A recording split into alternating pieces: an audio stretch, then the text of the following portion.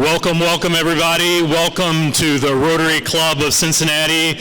My name is Doug Bolton, your proud president of this club, and we thank you for being here, both Rotarians, visitors, guests. Last week we heard from an incoming community leader about his vision for our city and his organization. Today, we hear from an outgoing community leader about a big vision for our region as well as country. But as we do every week, let's start our meeting off with the national anthem led by Janet Metzelar on the keyboard and Tony Autry leading us in the singing. Thank you, President Doug. Take it away. Oh, say, can you see by the dawn's early light what so proudly we hailed at the twilight's last gleaming, whose bright stripes and bright stars through the perilous fight o'er the ramparts we watch were so gallantly streaming, and the rocket's red glare, the bombs bursting in air, gave proof through the night that our flag was still there.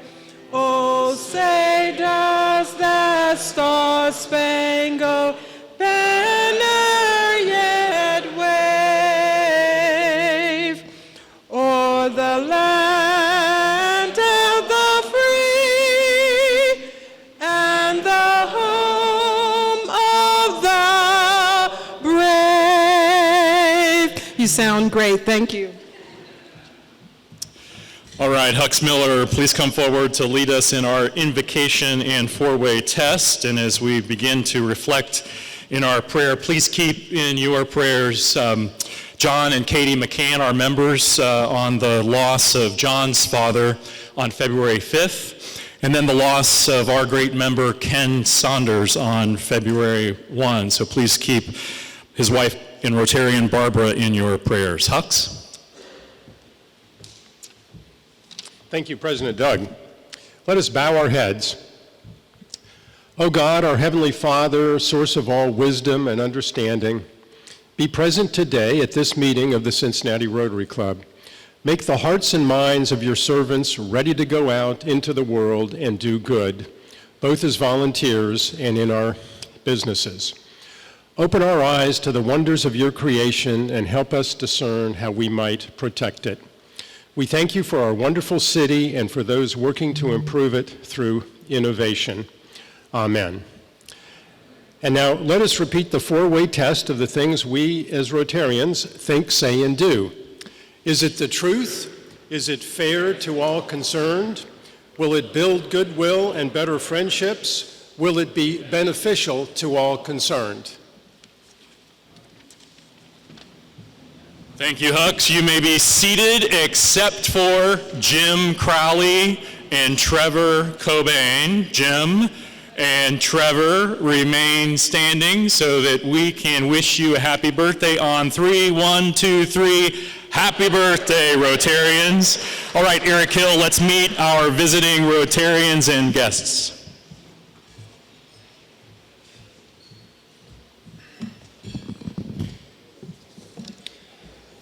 Good afternoon, all. Guests, when I call your name, please stand up so we can welcome you to today's meeting. Susan Berman, guest of Anthony Risciardi.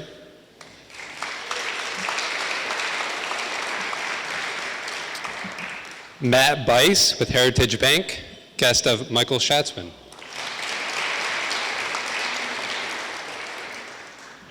May Frost with Accenture, guest of Hux Miller.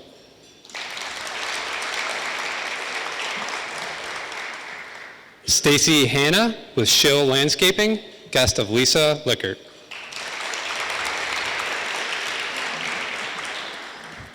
Robert Nischwitz with Jobs 24/7, guest of Camille Scherzinger.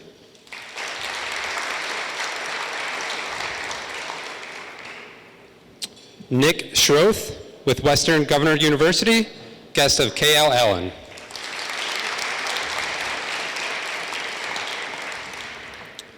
Peter Zuthan, guest of Doug Bolden.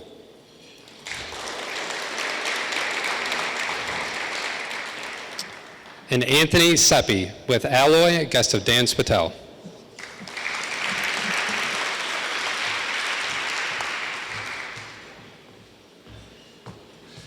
Again, welcome all of those visitors and guests. The sponsor of today's meeting is our own Environmental Sustainability Committee, led by Ariel Miller. Ariel? Thank you, President Doug. How many people are sad and worried by the atmospheric rivers in California, worried about whether you can get homeowners insurance for your home in Florida, worried about what kinds of horrible dilemmas are going to happen for people around the world who are forced to migrate because of loss of arable land? Well, I'm worried too, and a few years ago I went to my first Rotary convention in Atlanta, taking 2 Rotary exchange students, and there I discovered that Rotary had a group of people that was just starting up to work on solutions to this question. And I was overjoyed because I didn't feel lonely anymore. And this group is called the Environmental Sustainability Rotary Action Group. It's one of several specialized teams in Rotary that help people implement humanitarian solutions. And it has grown really, really rapidly. It now has 1,500 members all over the world on 6 different continents. And what we do in ESRAG is inform people about what they can do to solve problems. We bring hope. I'm the editor of the newsletter, and so I get to spend my weeks interviewing people all over the world who are using their knowledge as engineers, as educators, as even musicians to solve environmental problems, as farmers, as agronomists. And this just gives me hope and joy and solidarity. So I'm wanting to share some of that with you. The reason why we're sponsoring today's meeting is because Pete Blackshaw stood up at the press conference announcing the latest Cincinnati Green Plan and spoke about the opportunities for investors to really do good for themselves and the world by investing in sustainability. And I thought, wow, everybody's skills are needed. And all solutions are local, which is the strength and the power of Rotary, that we are a network of people who are boots on the ground all over the world. And that's where the problem has been created by patterns accumulating over 200 years. And that is where the problem will be solved. We have an amazing city that is way ahead of the curve. Mark Twain is wrong. We're like decades ahead of most of the rest of the country. And so we're going to have a series of field trips to discover some of the hidden treasures of sustainability in Cincinnati. So before you leave, I want you to pick up the flyers for the field trips. It's called the Green Rotary Roadshow, that members like Anthony Ricciardi and Rick Flynn and Rick Findley have put together for us and Jody DeVoy. Thank you.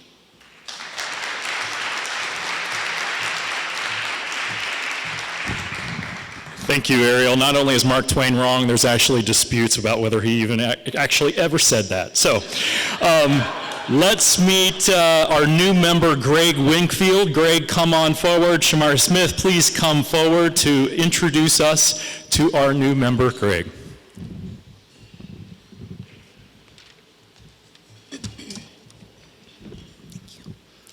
Good afternoon, esteemed members and guests of the Rotary Club. I'm Shamara Smith, the Vice President of the Corporate Work Study Program at DePaul Cristo Rey High School.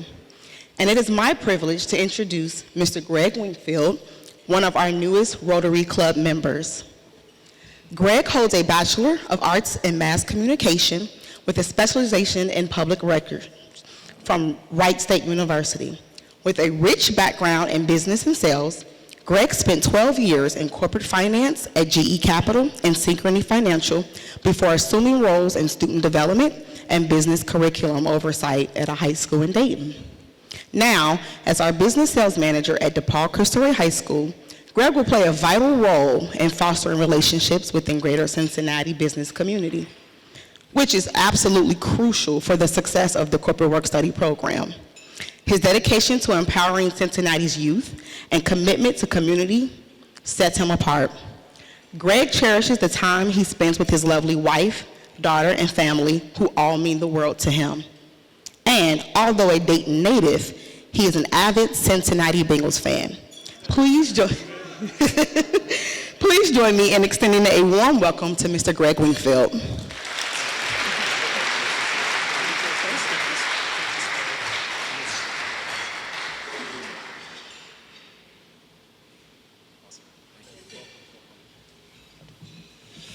All right, Lori Quinlivan, Michael Schatzman, Angie Ferguson, please come forward. There's nothing better than peer pressure to have all three of you up here to make an announcement about some very important projects going on in Cincinnati and your Rotary Club. So let's start off with Angie Ferguson.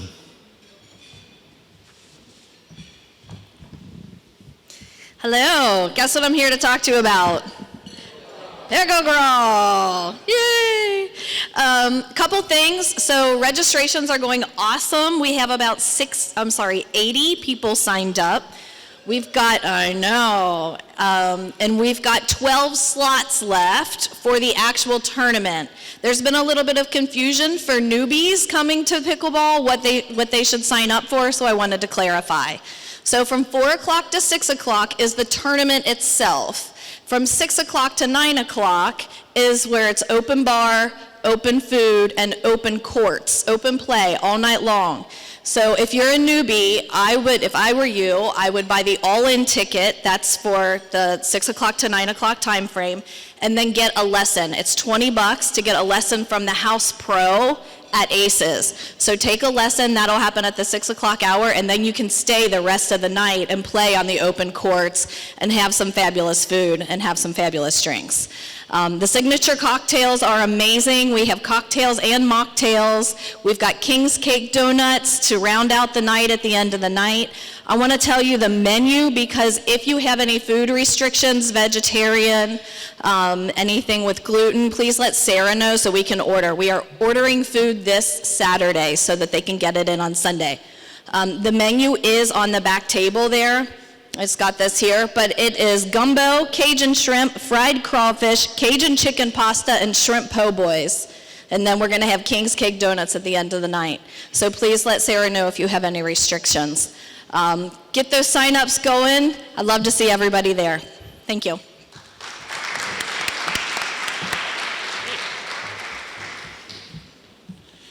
Well, thank you to our pickle queen, a tough act to follow. So, I wasn't originally scheduled to speak today. Ron Dumas, our Jefferson Award winner from last year, was scheduled. He couldn't be here at the last minute. So past President Bill Shula went to the pen, decided to bring in the right-hander. And here I am to kind of help out. So I decided, the Jefferson Award is what I'm here to talk about. A lot of different things I can say about it, but what do you guys actually know? Well, let's find out. It's time for a pop quiz.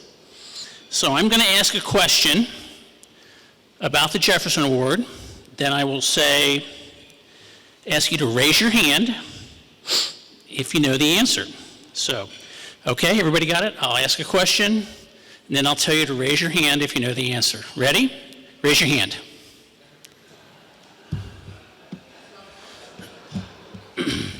Okay. You got the joke. Okay, question number 1. Did you know the Jefferson Award started in 1972 by former First Lady Jacqueline Kennedy Onassis? Let me finish the question. No, offsides. Throw a flag on him, would you? Thank you. He's an official. So anyway, Jackie Kennedy Onassis and Senator Bob Taft. Raise your hand. Okay, not bad. Question 2. Did you know that Rotarian Doug Adams was the first member of Club 17 to win the local Jefferson Award in 2005? Raise your hand. Okay, you guys are doing pretty well. Question 3. Do you know Club 17 is currently accepting applications for the Jefferson Award? Please raise your hand. Good, you guys are doing pretty well. Question 4. Do you know the deadline to submit an application is next Thursday, February 15th? Please raise your hand. Okay, now, no pressure, but this is time now for the extra credit question. This is worth 75% of your total score. So we mentioned that the deadline is February 15th. Everybody got that? Okay. Did you know that on February 15th, our speaker will be Hamilton County Prosecutor Melissa Powers? How many of you are bringing a prospective member that day? Oh, you all failed. You failed. So I guess the only thing I can do is try to create hope in the world and give you all an extension. So if you haven't signed up to bring somebody next week, you have until 5 p.m. on Friday. Is that correct, President Doug? 5 p.m. on Friday to RSVP. Thank you very much.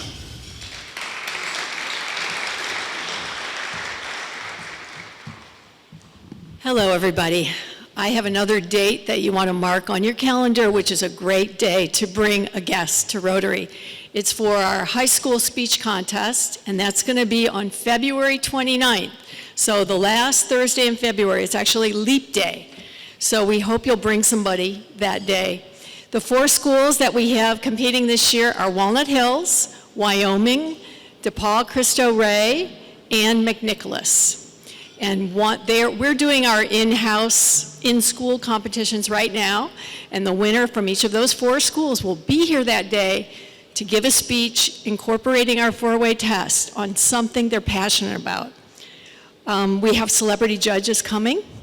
This year, our celebrity judges are Vice Mayor Michelle Lemon-Kearney, Channel 5's anchor Megan Mitchell, who just moved back to town from Dallas, and a former Olympian, Mary Weinberg, who's also a member of Cincinnati School Board. So we have exciting judges, and then while those judges are tallying their scores, we're going to have last year's winner, Lynn Sandman from McNicholas. And she'll be here to talk about the impact of competing in the contest, winning the contest, and then whoever wins this year gets to go on and represent our club at the district contest on March 10th at Wright State University. So I want to thank all the committee members who are helping this year, and also let you know we'll meet one more time before the contest on February 22nd, either before or after our lunch meeting, I'm not sure when, but please bring a guest on February 29th to the speech contest. Thanks.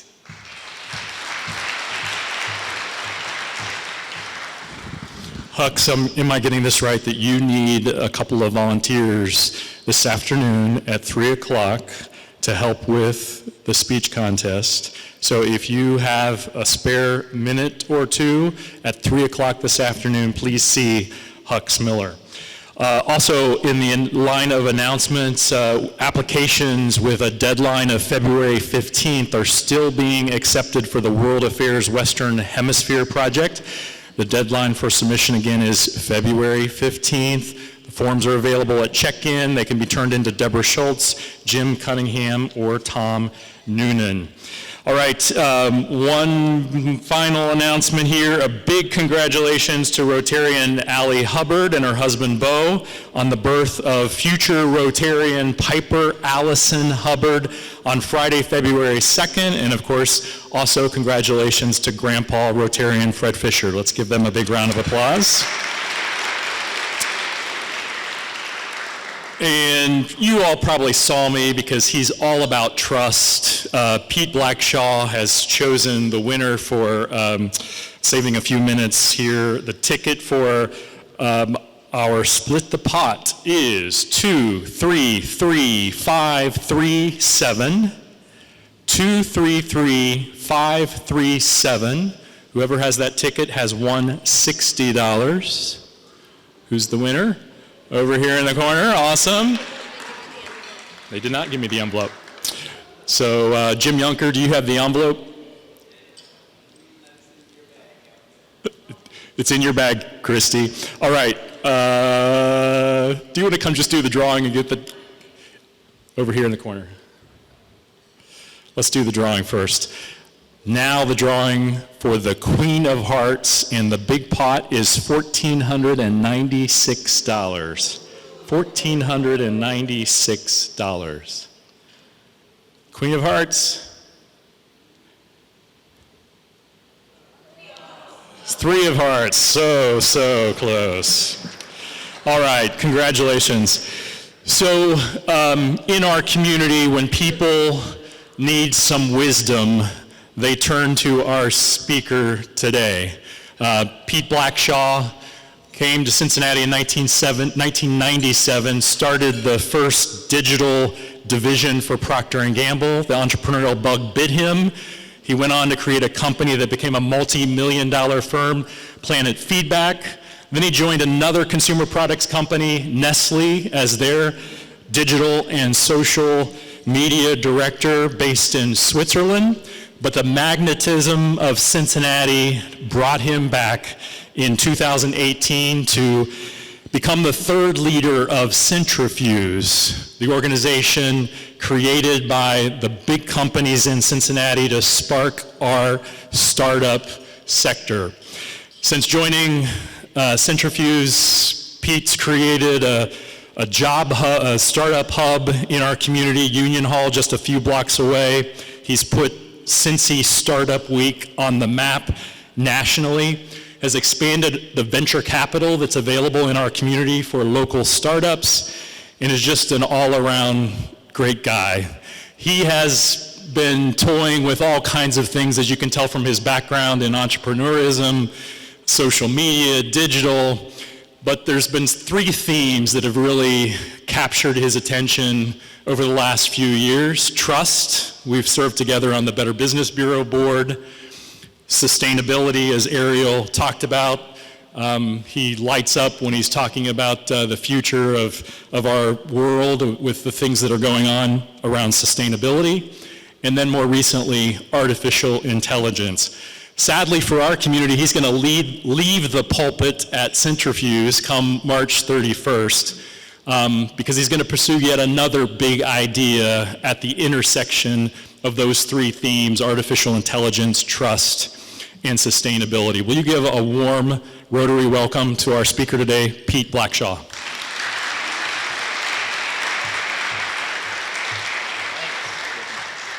All right, give it up for your president. Woo-hoo. He gives me way too much credit. He has always been one of the greatest champions of this community, and I'm really, and actually it was folks like Doug that really got me excited about coming back to this community. Much as I love Switzerland, there's just something about Cincinnati. What? Wow, no, I love the skiing, but no, there's a great gravitational pull to this kind of community, and I think there's so much that we can do. I was so happy to hear the commentary about sustainability.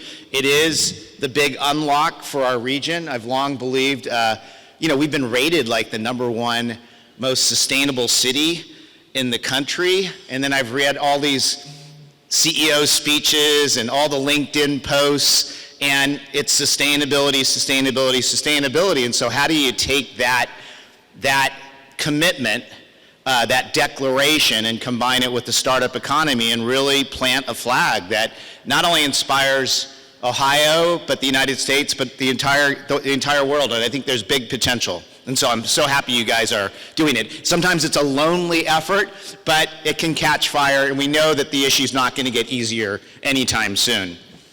So I wanted to walk you through, I kind of have like three big themes that I want to get across. I'm going to try to move this over here so I don't feel like the podium is blocking me.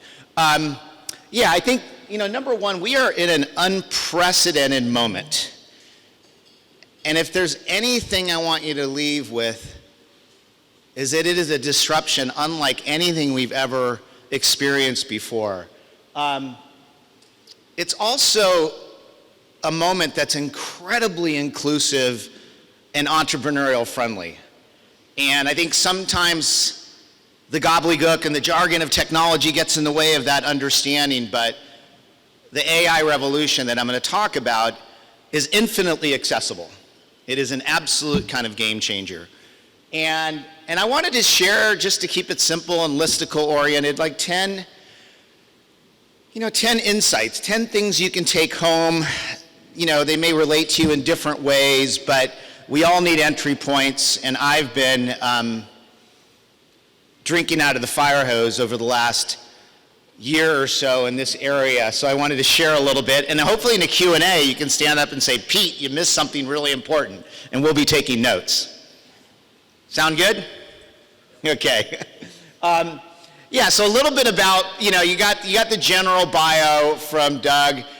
The only thing I would add is that maybe to a fault, maybe a bit over the top, I'm a big believer in social media, but for all the good reasons, connecting with people at scale, the power of thank you. I try to say thank you 200 times a week on social media, and nurturing relationships. And some of you have already friended me on LinkedIn, but if there's something that you have a passion to talk about, reach out. I'm really good at connecting and let others know, because I want to build a bit of a movement around some of the things that I'm talking about.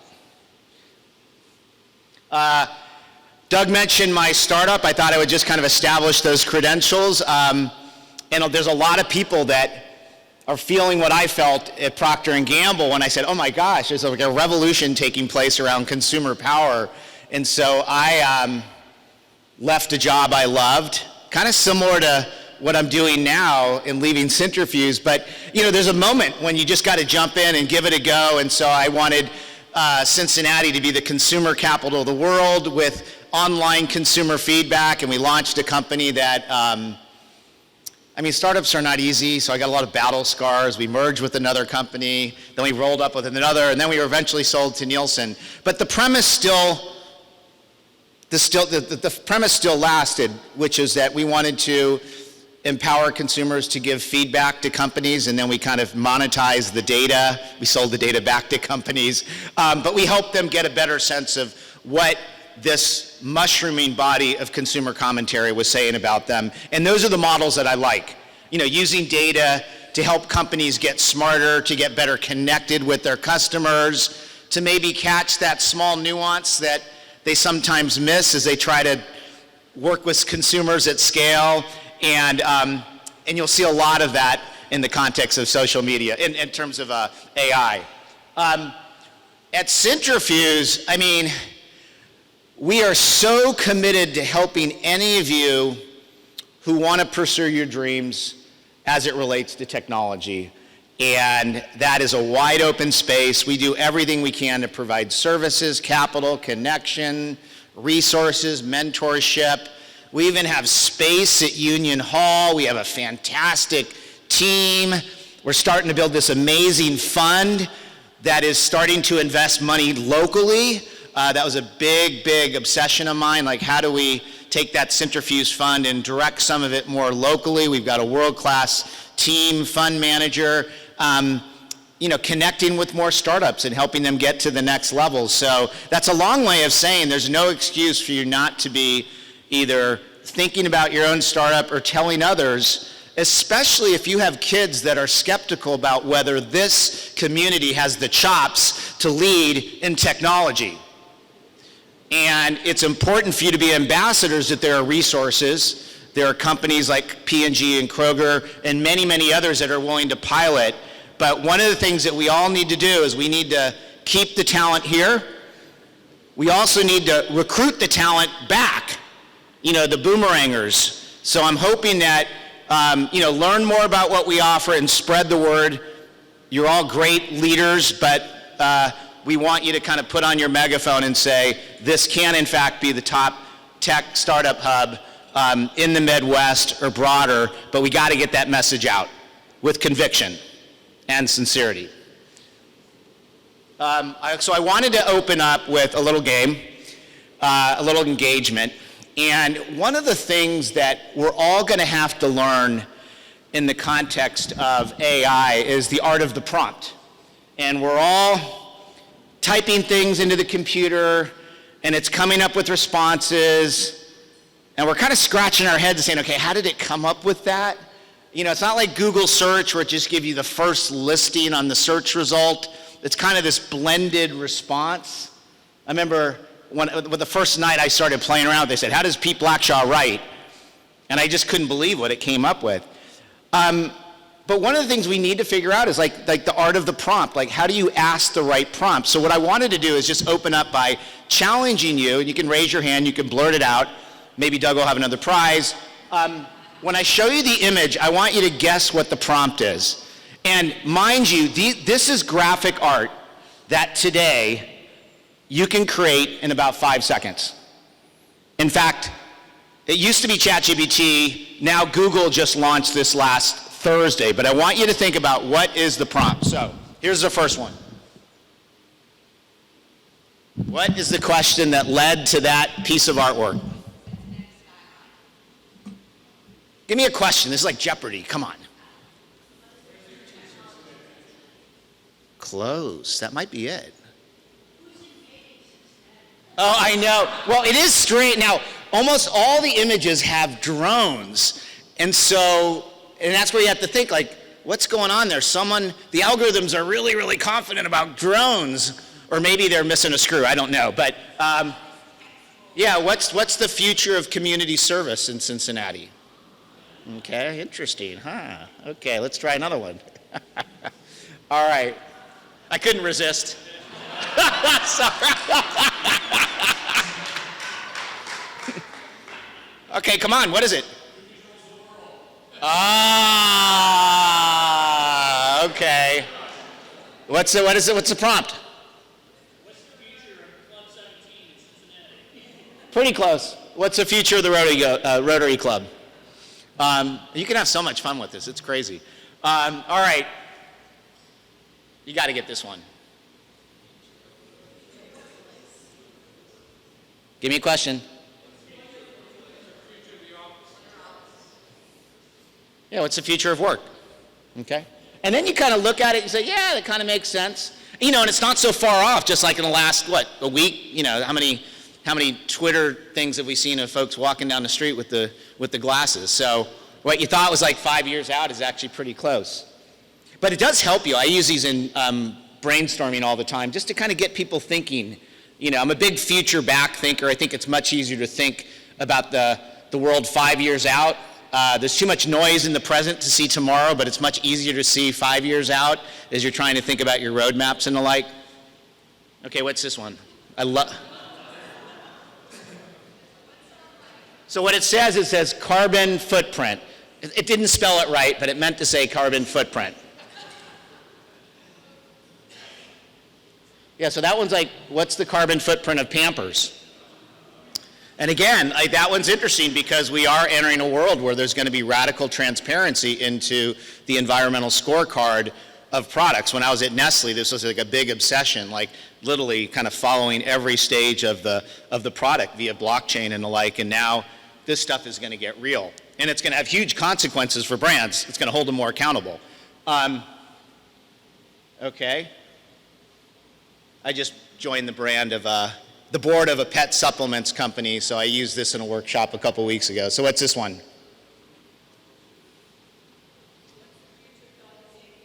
Close. No. I'm kind of disappointed you didn't get this one. It's like right under your nose. This is like, what's the future of the vet? Ah, okay. No dog owners here, I guess. Okay. All right. This one, if you've worked at P&G, you better know this, otherwise they're going to kick you out. What's this one? What? Come on, almost. There you go. All right. What's the future of cleaning? And I've done a lot of workshops for P&G on like, where is it going? And again, But again, you can go to these, you may have a bar or a barber shop or an office, and you could say, imagine an office that combines a laundromat and a bar and allows you to play putt-putt golf. And again, it's not like, and this is where these tools they kind of open up creative confidence. I think so often we talk about it's cannibalizing people's time, it's putting the artist out of business, but it's also allowing us to kind of extend the possibilities of what we do. And that's the big theme I want you to think about in the context of AI. This is a great one. Okay, if anybody can get this, you get, an extra tutorial from Pete. What's the future of endorsements by professional athletes? No, I want you to tell me what I asked it to draw. You're not going to guess it, so I'll tell you what I asked it to. I gave the same prompt to Google Bard, which just launched this last Thursday, and I did the same prompt so I said, draw a Bengal and a red singing karaoke in front of Music Hall. Now, Google's like new, so their algorithm hasn't figured out that that's not Union Hall. I thought ChatGPT, which has been around for a while, was pretty good. And it's important to know that, don't get hung up on this discussion about hallucinations, and it is true there are mistakes, but we are in an arms race of these top players. It's going to get better and better and better. My guess is that during the elections, we'll have a little bit of a volcano of misinformation, as we always do, but I think that will kind of settle out, and these systems are going to get really smart. Okay. So we are in a moment. If you asked me a year ago, would I be doing this or talking about this, I'd say no, you're probably on drugs. But this is a moment very, very similar to when the Gutenberg printing press came out. It was a massive disruption. At that time, all the knowledge was stored up in the hills with monks, and all of a sudden, the printing press kind of allowed the free flow of information, and many have likened the open AI, the generative AI to, like electricity, and I think it's spot on. For me, it's a much bigger deal than when even the web came out, and it's introducing a lot of opportunity, which I'll mostly talk about, but it's also introducing some really, really difficult questions. And one of the additional things that I've done is recently started, a couple of you are involved, a responsible AI consortium to really make sure that we get in front of the really difficult trust questions. In fact, I think Cincinnati can actually lead in that area, but I'll come to that in a moment. These stats are just staggering. Travel search is probably the biggest activity on the internet, and this is just a couple months after ChatGPT came out. You just see the number of searches on just that one tool, and now there's like a dozen or so AI search engines. Now,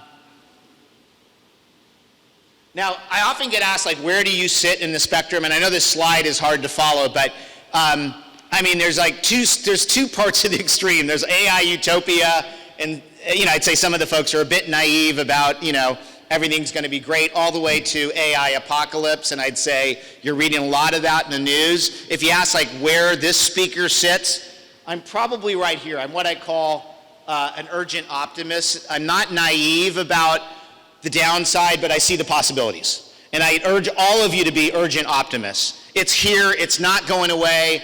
The question is, how do we as leaders shape it in the right way? How do we turn it into something good? And I hope some of these ideas I share will get you thinking about that. So here's a few opportunities in the AI space, and I'm sure many of you will relate to this. So the first obvious one is just like a personal power vitamin, and this was really big for me. I talk a lot about AI in the context of my Cintrifuse journey, but I would say the expertise really came from doing things myself. And my assistant, Taffy, is here, and we're both kind of trading notes all the time about just, how we did this, and we got certain things done faster, or we covered this little widget that save time in our personal life. And there is just a lot of efficiency that comes. So think about it as a catalyst for human capability. I can automate mundane tasks. And I'll give a couple examples. So is anybody using Otter? I am like, yeah, I mean, is it a lifesaver? I mean, it's like, I keep upgrading the amount of minutes, but, Otter will, it's just voice transcription, but it's really good, and it'll organize your notes, and I will I have this thing at work called down the podium note taking, where the idea is by the time the speaker's down the podium, I've already sent my notes to the team. And I'm just wickedly fast, and people are like, oh my gosh, how did you do that?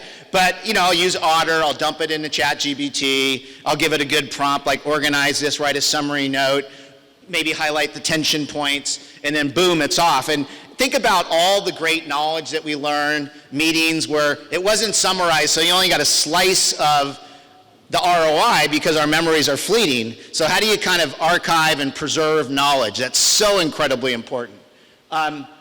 I've got another tool that I love called Opus Clip, where you could take a little 10-minute speech from Doug and then run it through the software, and it will find the parts of the clip that were most poignant, and then it will overlay this TikTok-like commentary, and I think I've got an example. In fact, in all my leadership training, I always use the expression, trust your inner consumer. Your inner consumer is that compass for great business decisions and leadership. And it's what powers the work-life advantage. Again, so what I did with that was someone wanted to show me the tool, and they took one of my TED Talks. I've got a couple TED Talks, uploaded it, and the AI just found the gold. And then it overlaid the text. And it was fantastic because I've almost been in this paradigm like this, of like, oh, you got to watch the host's speech, and like 15 minutes is too long, and they're almost like translating into TikTok. And, short form, consumable, and I've been spending a lot of time with the younger generation. In fact, I just joined the board of a Miami student agency that's just on fire called Step Up Social, and they're just like, the TikTok is like, they are so good at using AI, and yet they come across as so incredibly authentic. So again, it's not I'm forfeiting the human to the automation, but in some respects they're using AI to connect in more meaningful ways. And so don't get caught up in this polarization. There's a blending that takes place, and this is a good example. I think like the Pete energy comes across really well. The creative confidence builder, there is no limit to the creative capabilities that can come. In fact, when ChatGPT first came out, the conventional wisdom in the newspaper was that all the artists were going to get screwed. In fact, that was a community that probably got lifted the most because they were able to do things that they could have never done before. All of a sudden, folks were like little mini Steven Spielbergs using the artwork. And that's not to say there isn't going to be disruption in that market. That doesn't mean salaries aren't going to go down in some areas, but there's just a much bigger canvas. And again, like, how do you take advantage of that? And that's something we've been thinking about in terms of our, this community.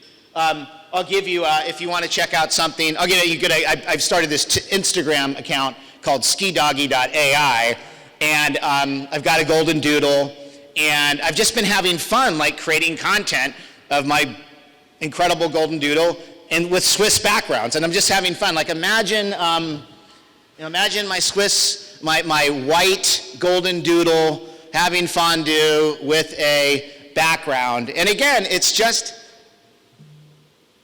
pretty amazing what you can do. Now, I've been doing a lot of coaching with nonprofits. I'm really close to John Pepper, and he's donated a lot to nonprofits, so he's got me doing all these webinars, training, and they don't have budgets for big marketing departments, but they have an important story to tell.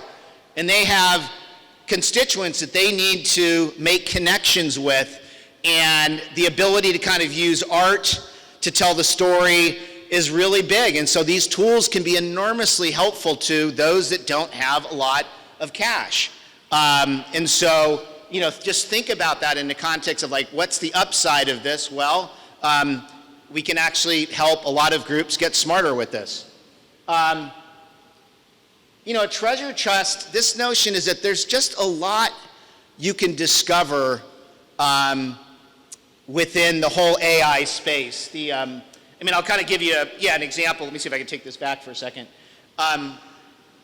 So I've got, how do I frame this? So I've kind of realized as I'm, in my 50s that I probably was never diagnosed as, I probably have a little bit of dyslexia, but I was never diagnosed. But sometimes my thinking can be overly divergent. It's why I'm a big idea. I think most of the Silicon Valley entrepreneurs, they say like half of them are dyslexic. So and one of the things that's interesting is that I've come up with this term I call it dog walk journalism, where I will take my dog on a walk, and I'll take my trusty otter, and I'll just share my thought of the day. And sometimes it's disjointed, it's based on an insight. It may not even really make sense, and then I will dump the thinking into ChatGPT, and I will say, organize this, connect the dots, find the thread. And I've published more articles this year in Ad Age than I have, for the last 5 years. And it's not plagiarism, it's not cheating, it's just a different way of structuring the unstructured. And you think about all the kids who, I was lucky. I kind of overcame a lot of my insecurities early about my thinking style, but think of all the kids that lose confidence because they just can't get over that hump. And there may be opportunities where AI becomes your best friend. It may coach you through that. And that's what we need to think through in terms of how do these tools kind of level the playing field for everyone. And it's going to require a deep think. I think the academic community is going to have to get really serious. They're going to have to check their agendas at the door. They're going to have to get beyond, oh my God, kids are cheating. That's a blip on the radar. But the way we use these tools is going to change everything. And it could, in my view, if we manage it correctly, make society much better. And this is a point I'm really passionate about, and I'm proud of the fact that Cincinnati is pushing new territory in this area.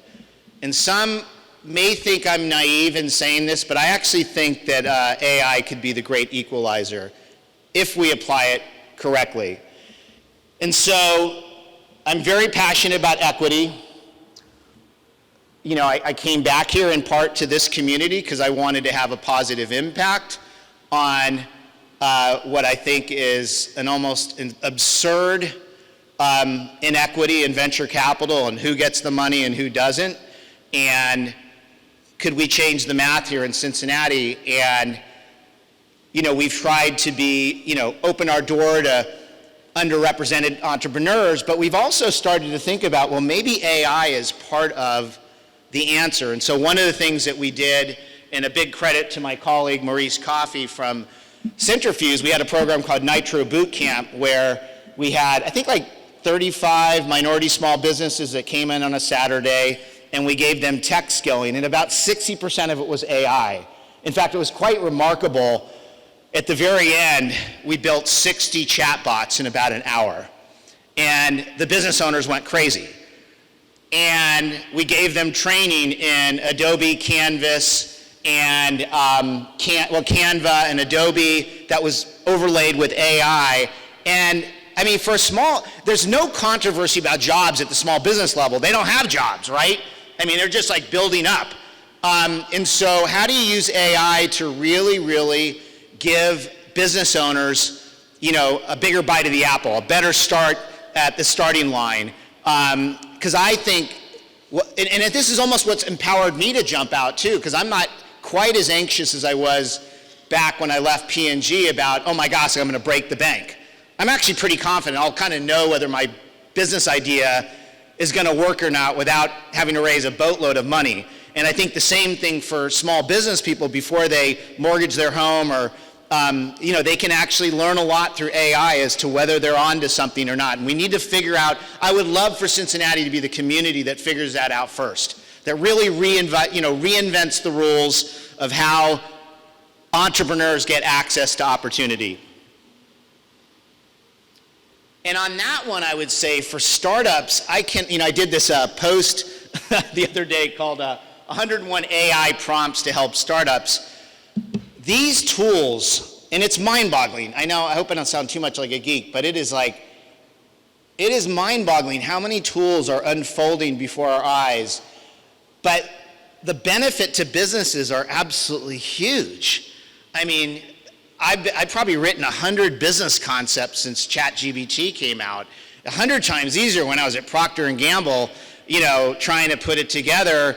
And, so from concept to validation, to minimally viable product testing, to more effective sales, but the whole value chain can be aided by these tools. And I would love for our community, not just Cintrifuse, the chamber, everyone, to take these startup steroids on a regular basis. This can just change the math of who participates and also just increase the odds of who's successful. I mean, there's nothing more, I love my job, but the tough thing, the heartbreaking thing, just most startups fail. And sometimes they fail with real consequence, divorce, all that stuff. It's stressful. And, just everything's, my favorite motto is help startups win. How do we just give them the tools that increase their odds of success? And I think we're staring at it right now.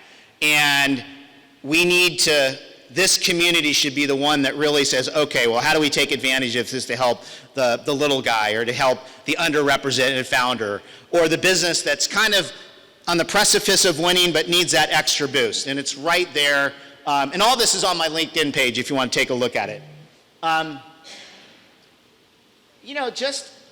It's incredible how these tools are I always say it's like Socrates in your pocket. And what's so unique about these large language models, and I apologize, I usually put a little glossary list, so if I'm using buzzwords, I apologize. But these systems are these language models that just keep getting smart over time. And what's incredible is that it preserves the search string. And so you can create a string related to some topic and go back and it will remember. Sometimes I'll just dump updated recent news stories just to kind of keep the brain fresh, and then I'll have all sorts of dialogue, and you can ask questions you might be embarrassed to ask your colleagues. And again, it's just a really good learning tool. And as we start to think about all those moments growing up where you're just embarrassed to ask the question, and now you've got a capability that's not only answering the question, but answering the question with quite a bit of precision. And then you can come back, and if you don't like the way it answered the question, you could say, okay, can you put it in a Jay-Z rap? And I do that all the time. I probably sent 500 birthday raps. I'm from a family of 7 kids, so whenever we're putting texts out, you gotta get attention to get noticed. And so I've just, every single birthday note, everyone's like, hey, happy birthday, Amy, happy birthday. And I'm sending a rap, and I get the highest level of engagement. Sometimes it's a sonnet, whatever it takes. But again, you can translate any form of content and put it in a context that is received. Again, creative confidence. There's no barrier. You don't have to send it to an agency. And then this is a really big one, a canvas for responsible AI. I've always believed that extreme challenge drives the best innovation. Even here in Cincinnati, when we had the unrest in 2000, that extreme challenge led to some things that probably should have happened before. Attention on OTR, more community investment. And I would say even with AI, all of the challenges around misinformation, deep fakes is becoming a big issue. How do we get in front of it? And could we put our could we plant a flag there? So for our last AGM, I invited Yale Cosette, who's the CIO of Kroger, for a keynote interview. And he talked a lot about responsible AI. And I give a big shout out to Kroger for kind of being one of the first companies to really lean into that issue. I was really proud as a Cincinnatian. And then the next day, we had a little informal huddle on responsible AI, and I think we practically packed the room, right, Ashish? We had all 4 universities, we had some really passionate startup, so we ended up creating this group called the AI Catalyst, with responsible AI being one of our areas, and now we're starting to come up with startup ideas, we're starting to think about skilling, but there is so much work to be done here, but nothing will make us prouder as Cincinnatians being able to say that we put a positive focus on this space. We got ahead of the cynicism and the distrust, and we turned it into something really, really powerful. And then clearly a gateway for engagement. I mean, my gosh, all of you could put incredible bots on top of your websites. I actually built one in like 5 minutes. If you go to peteblackshaw.com, I met a University of Louisville program professor who literally had a piece of software. And you can ask a question about my book, my writing style. You can probably tell a joke about Pete Blackshaw. But all of these tools can be the interface to your customer. And again, different ways of engaging and inviting. There's probably a cool one that Rotary could do. I don't even think you need to go hire a fancy web designer. You could probably just build it, easily. A lot of the tech barriers are disappearing in this environment. A lot of this Sesame Street simple, you're hearing terms like low code, no code. It's here, so there's no excuse. You can translate your passion into these new vehicles. I do think all of us really need to think about how to think and act like a concierge. How do you invite questions? I love concierge because they want you to ask questions, because they're like, I've got the great restaurant, or here's the jogging path, and it makes you more loyal to the hotel. And in a world of AI, it's not like you're going to break the bank by inviting them to ask questions. It's kind of automated. You can blend it with human if you want, but I do think this whole notion of like services marketing, a big theme I got to in my book, is going to play out in this environment. And then, I kind of talked about this a little bit earlier in terms of your trusted memory bank. And so this kind of leads to what I've been thinking about. When I was at Nestle, I was mentioning earlier, I was managing social media, and Nestle was a pretty complicated company. They had a history of complicated issues with activists, baby milk formula, allegations of slave labor, just really tricky supply chain issues, and that was partly why I got hired. And we had a famous phrase there, like Google never forgets, Wikipedia never forgets. And one thing that has really impressed upon me in the recent months is that these AI engines don't forget any of that. And it's interesting, like if you go to one of the engines and say, is Pampers sustainable? It will say, P&G's trying, but they're not, and here are the 4 reasons why. And so you've got this very intense level of uncomfortable transparency, right? I'm not sure if one of you were the Pampers brand manager, you would say that outright. You might put a little spin on it, you might probably be a little bit more assuring. And so, without saying too much, like the area I've been exploring as part of my next chapter is, just how do you build a business model around those AI search results, especially in really complicated areas, impact areas, sustainability, trust, even diversity. I mean, you could go to AI and say, does Toyota have a diverse board? And they'll figure it out for you. I mean, it's like incredible. And I think all of that's going to have consequences for brands. I think it's going to bring a new era of accountability for brands, and it will probably lead to better outcomes. And so that is kind of what I've been thinking about. And I'll pause right there. I'm not sure if we've got time, but I am really grateful. If you want to reach out and learn more about the AI space, please do. But thank you for your time.